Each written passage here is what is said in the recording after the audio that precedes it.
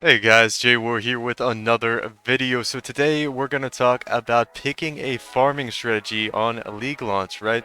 So you might notice I'm here looking at an expedition in standard on my practice character.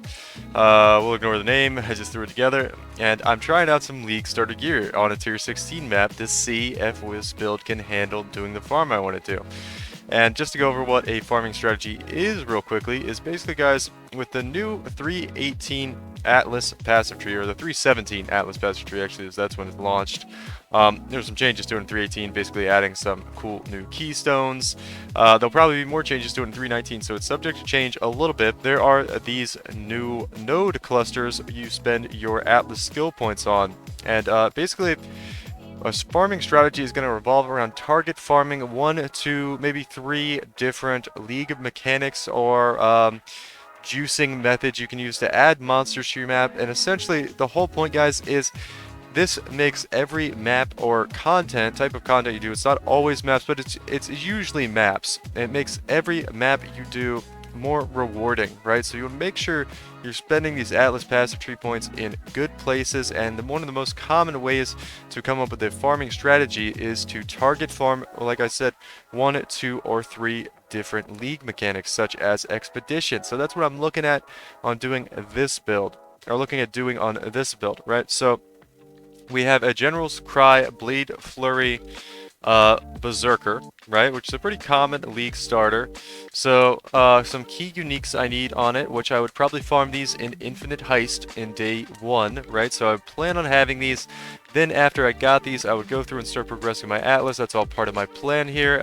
If you don't know what Infinite Heist is, I have another video on Infinite Heist. You can go check that out. Essentially, we're going to leverage Heist to farm some early currency the first day and get enough currency to grab some build-enabling uniques, such as Red Blade Banner. Grab an Ichimonji sword, that's pretty cheap. We could probably find one of those ourselves, maybe unlikely, but anyway, not the point. Abyss is here, so we want these three, and other than that, guys, I've just got some really basic rares here with life and res on them. This is Scourged from Scourge League, actually, and this is an Assassin's Mark on hit, but you can just set up in a gem link if you need, and then a Rislothus Coil. Two most expensive items here are probably going to be Red Blade Banner and Rislothus Coil on day one. They're probably going to go for Exalt 2, maybe at most 3 Exalts day 1, but they'll probably come down in price after that. So I know I'll be able to get this stuff quite early on if I just leverage Infinite Heist, and I know I'll have it at this point in my character progression, right? Day 1, day 2.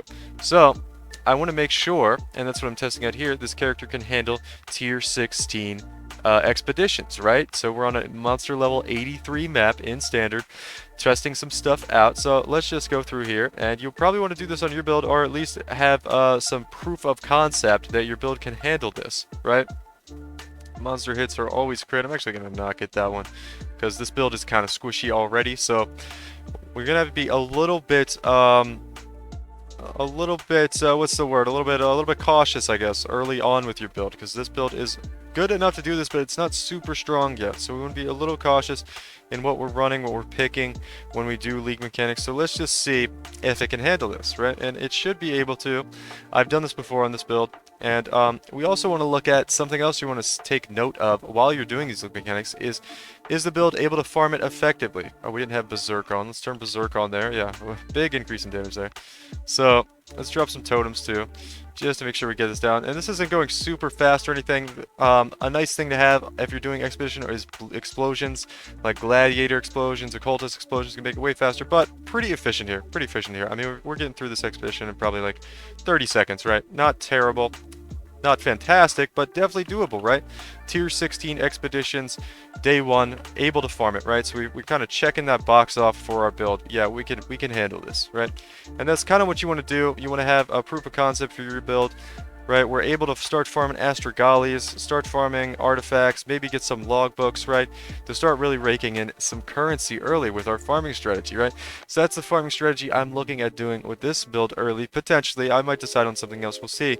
But you want to kind of have a proof of concept for your build, for the farming strategy. Know it can effectively handle that farming strategy. And I'll talk a second about, I did Expedition at the beginning of Arch Nemesis League as well, or actually at the beginning of Sentinel League, excuse me.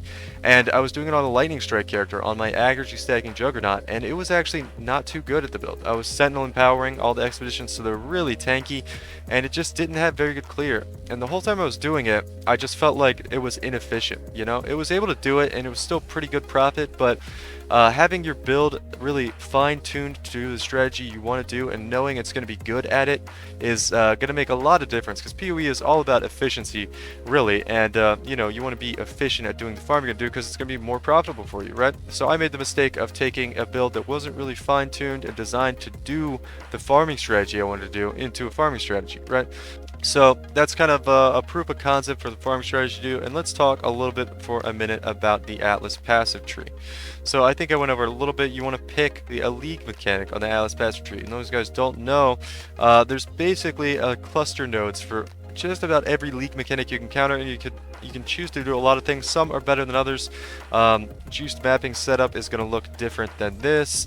A beyond farming setup with juice maps going to look different if you're farming delirium. Delirium mirrors, you're probably going to have these nodes over here. These are the delirium nodes, right? So you want to be specialized. Essence is really popular to do, although with Arch Nemesis it's become really difficult, and I would have liked to do Essence with this. This build can handle it, but I end up dying a lot doing Essences. So that was one thing I chose not to do, right? I said I don't really want to die this much this early. I don't want to stifle my leveling progression on this character by trying to do Essences. Yeah, it's probably going to be rewarding, but it's not going to be efficient because I'm going to have to go back into the map after dying to these really strong Essence monsters. And yeah, I just don't want to put up with it. So I dropped Essence. As you can see, I even have Path to some of the Essence nodes. Decided not to do that on this build. I can't quite handle it. So at this point in time. So maybe we spec into it later when we make the build a little bit stronger with some of the profits we get from Expedition, right? So these are all just kind of examples of things you should be thinking about when you're choosing where to go in the Atlas passive tree and how to allocate your Atlas passive tree points early, how to get the most out of it, and how to really fine-tune and design your build to be good at the farming strategy pick. So first of all, you want to pick your build, like I said, or you went over that in an earlier video. Make sure the build is a good build for league launch. Make sure you're going to be able to get smoothly through tier 16 maps, and then decide on a farming strategy. And you also kind of want to do this in tandem, right? Well, what build am I going to use? Well, is that going to be good at the farming strategy I want to do, right? And vice versa, right? Is the farming strategy going to be good for the build I want to choose, right? So kind of use those two things in tandem when you're picking a build and when you're picking a farming strategy for your build, right? You can design one around the other, so to speak, right? So okay, and one more thing I wanted to talk about in this video real quickly was, adding fragments to your farming strategy and just going over basically how to find a good farming strategy. So there's tons of YouTube videos on there. I have a lot on my channel on good farming strategies. You can pick good ones you want to go for. Maybe you don't have a great idea of where everything's at on the Atlas passive tree, what kind of combinations you want to use, what's stronger or weaker, because that's definitely the case, right? There's ideal setups for different farming strategies. So you don't have to do it all yourself. You can kind of take things into consideration with your build, what its capabilities are, and kind of fine-tune the strategy around that, but maybe go off of somebody else's template, right, for what a farming strategy looks like. And it's going to be a combination of taking points on the Atlas passive tree like we already went over, and then other things like adding scarabs and fragments to the map device, maybe using a certain map device, what are these things even called? Map device craft, I guess you would say, onto the strategy. If you're going to run Essence, right? Maybe you're going to farm a lot of Essence, your build's really strong, really tanky, got a lot of DPS early, you can handle those Essence monsters. Yeah, things like that. So that's all the things you want to consider, and like I said, look up. There's a lot of people that cover different farming strategies on YouTube, myself included, so check out a good farming strategy if you're not familiar with and you aren't confident in setting up your own Atlas passive tree for a strategy. Alright guys, that's going to be it for this one. We'll have more stuff coming up to 319. We might do one more video on League Start stuff. I'm not sure yet. We'll see. This might be the last one. But yeah, stay tuned for that, and thanks for watching.